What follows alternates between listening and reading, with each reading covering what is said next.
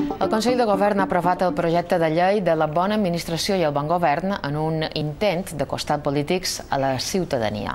El projecte de llei preveu, per exemple, la supressió dels tractaments honorífics. A més, s'obriran canals perquè puguin participar en aspectes com l'elaboració de pressuposts.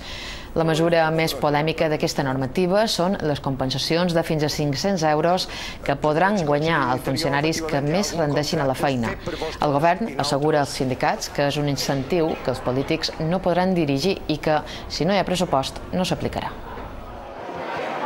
Se suposa que els funcionaris cobren per fer la feina bé. Aquesta és una possibilitat d'un incentiu per fer la feina excel·lent. I això és així, és a dir, hi ha departaments, hi ha persones que tenen un comportament que hi posen més que el que exigeixen les administracions per fer feina. Doncs això és el que hi ha. La norma preveu una millora contínua del servei del funcionariat al ciutadà, entès com a voluntat de servei i igualtat en el tracte.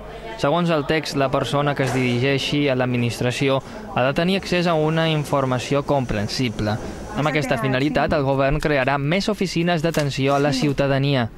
Un dels objectius de la norma és promoure la participació ciutadana. De fet, especifica que tots els projectes de llei hauran d'incloure algun procés de consulta. El capítol 2 de la llei es refereix a la transparència en la gestió. S'haurà de fer pública tota la informació possible, sobretot en l'adjudicació de contractes i la concessió d'ajudes i subvencions.